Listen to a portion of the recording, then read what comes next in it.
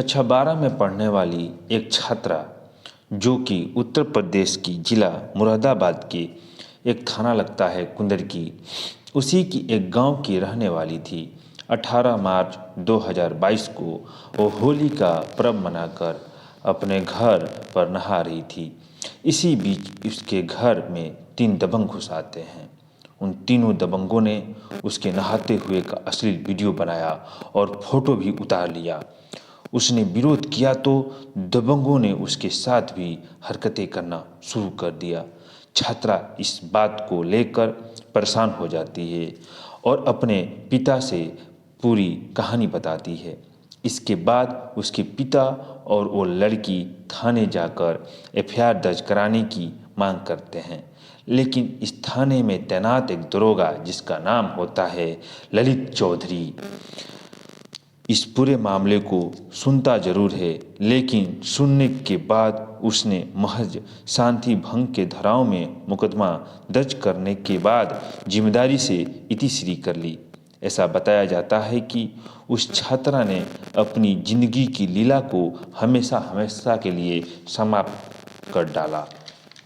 इसके बावजूद भी उस दरोगा ने इस घटना से कोई सबक नहीं लिया और भविष्य में उसने एक ऐसी घटना की जिस घटना के बाद पूरे उत्तर प्रदेश की पुलिस जहाँ जहाँ ये बात पहुँच रही है वहाँ की पुलिस वाले उस दरोगा को लेकर थू थू कर रहे हैं, क्योंकि उसने जो काम किया है वाकई अपने आप में बहुत शर्मनाक है। आज की कहानी उसी दरोगा की है जो दूसरी बार अपना मुंह छुपाकर मुरादाबाद से भीत भाग गया है। नमस्कार, नमो बुद्धाय, मैं रविकांत सिंह। आज की जो सच्ची घटना जो आपको मैं सुनाने जा रहा हूँ सच्ची घटना है। उत्तर प्रदेश का एक जिला है अमरोहा। दरअसल बात कर रहा हूँ 3 जनवरी 2024 की। एक महिला कांस्टेबल एसपी से मिलने के लिए यानी कि कुंवर अनुपम सिंह से मिलने के लिए अपनी बारी की इंतजार कर रही थी। तभी उस महिला कांस्टेबल को आवाज़ आती है। आवाज़ आने के बाद जैसे ही उस महिला कांस्टेबल एसपी के सामने जाती है, आंखों में आंसू थे और रोने लगती है। एसपी ने पूछा कि क्या बात है, तुम इतना परेशान क्यों हो, क्या बात है। जब उसने कहानी बताई तो वाकई उसकी कहानी दर्दनाक थी। दरअसल वो बताती हैं कि मुरादाबाद के ही एक मझौला थाना लगता है जो हाईवे के किनारे है, जो कि उसी मझौला थाने में हेल्प डेस्क पर वो काम करती थी, उसकी पोस्टिंग होती है। इसी बीच में एक दरोगा उसके पास से गुजर रहे थे। दरोगा का नाम होता है ललित चौधरी। ललित चौधरी ने उस महिला कांस्टेबल की तरफ देखा।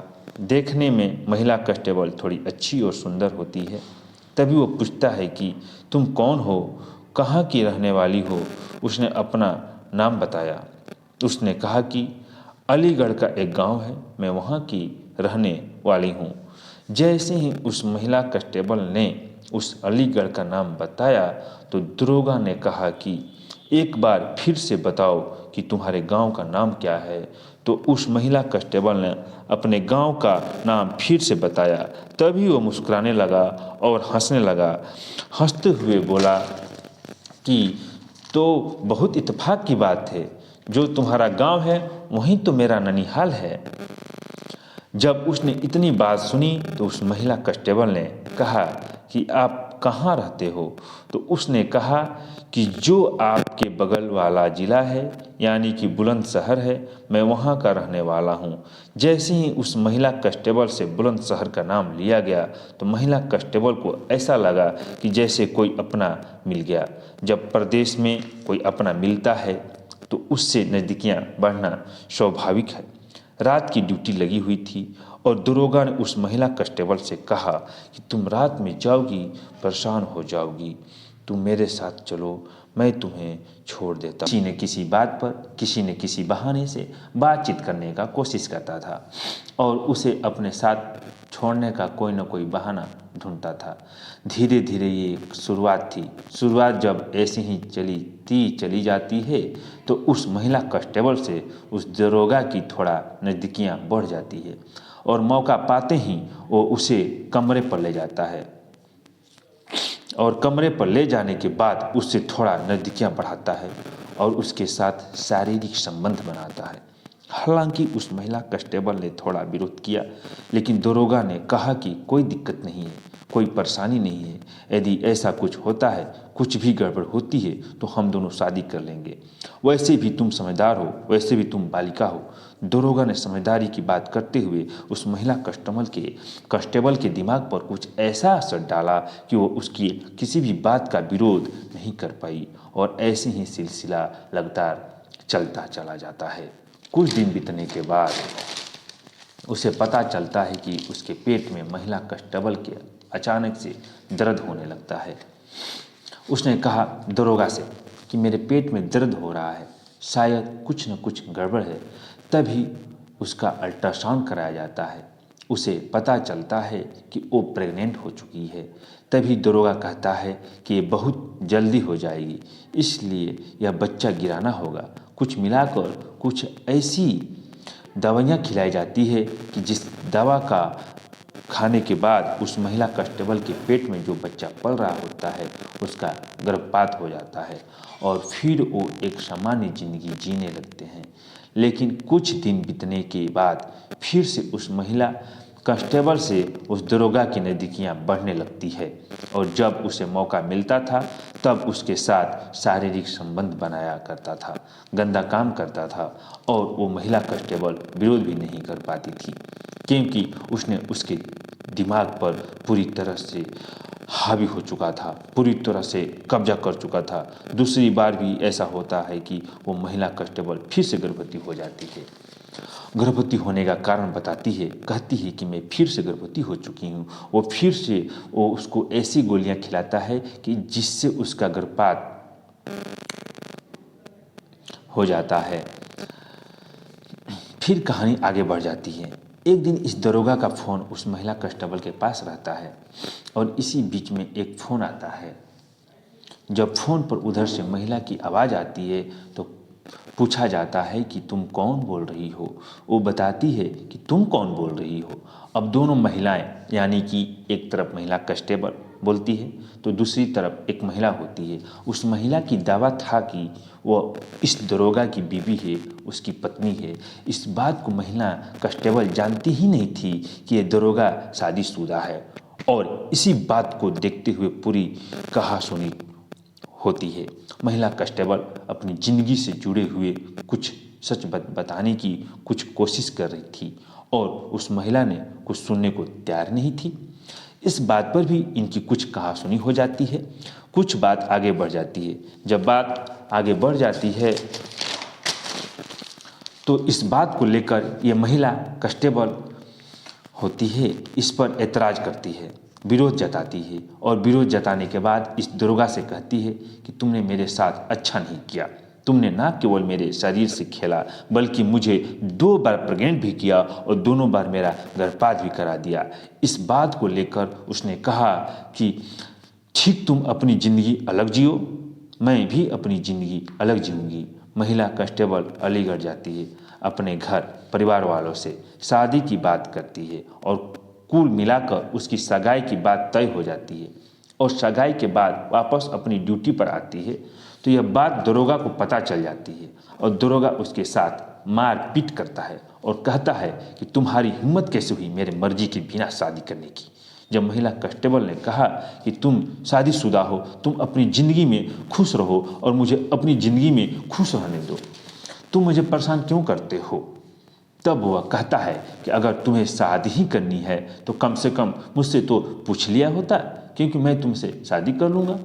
जैसे ही उस महिला कांस्टेबल ने यह बात सुनी उसे बड़ा आश्चर्य हुआ। वो सोचने पर मजबूर हो जाती है। कुछ वक्त आगे बढ़ता है। इसके बाद फिर से इन दोनों के बीच फिजिकल रिलेशन बनना शुरू हो जाते हैं। महिला कांस्टेबल परेशान होकर जाती है। परेशान होने के बाद अपना मुरादाबाद से अमरोहा के लिए ट्रांसफ़र करवा लेती है, और एक दिन उसके पेट में फिर से दर्द उठने लगता है। यानी कि 19 दिसंबर 2023 को पेट में दर्द उठने लगता है। उसने जब अपना चेकअप कराया तो पता चलता है कि वह तीसरी बार भी प्रेग्नेंट हो चुकी है, और इसी बात की जानकारी वो उस दरोगा को देती है। दरोगा ललित चौधरी से कहती है कि मैं तीसरी बार भी प्रेग्नेंट हो चुकी हूँ। आखिरकार करूं तो क्या करूं। तभी उससे दरोगा कहता है कि ठीक है, जैसा तुमने पहली बार 2 बार दवाइयाँ खाई है, ठीक वैसी दवाइयाँ खा लो और बात ख़त्म करो। जब महिला कांस्टेबल ने कहा कि मैं इस बार दवाइयाँ नहीं खाने वाली,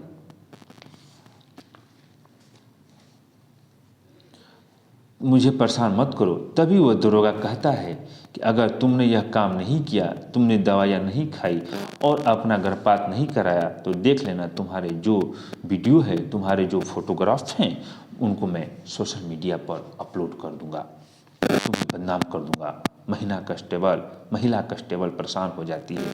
आखिरकार करे तो क्या करे।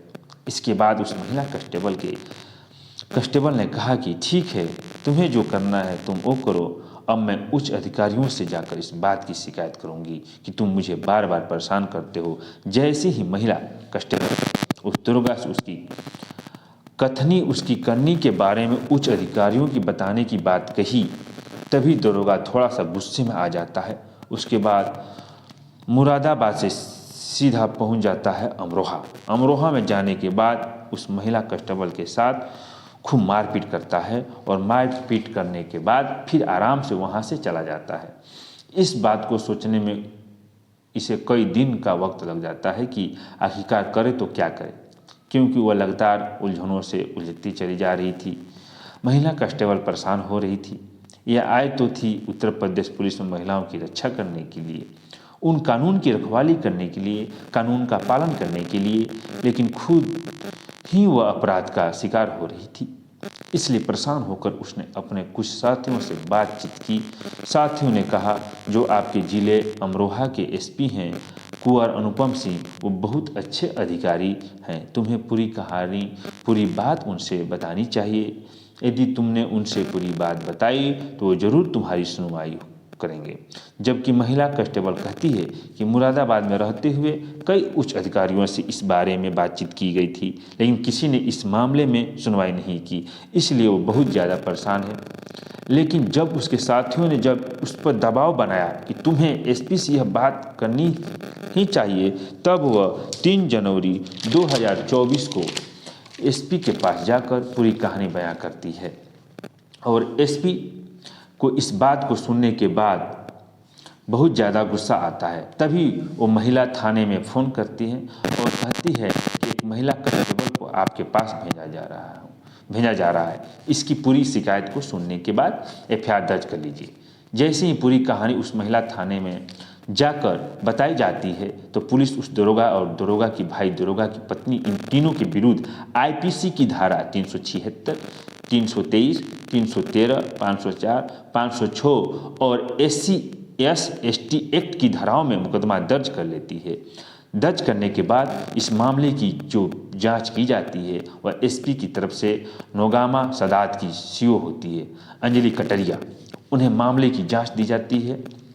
अभी इस नौगावान की जो सीओ साहिबा हैं, उन्होंने इस मामले में अभी जांच की प्रक्रिया उनकी लगातार चल रही है। इसमें कौन कितना दोषी है यह तो खैर जांच के बाद ही स्पष्ट हो सकेगा। लेकिन जैसे ही इस बात की दरोगा को भनक लगती है तुम्हारे खिलाफ महिला थाने में एफआईआर दर्ज हो चुकी है, तब वह मुरादाबाद से अपना ट्रांसफ़र कराकर सीधा पीलीभीत भाग जाता है और इसी मामले से बचने की लगातार कोशिश करता रहता है।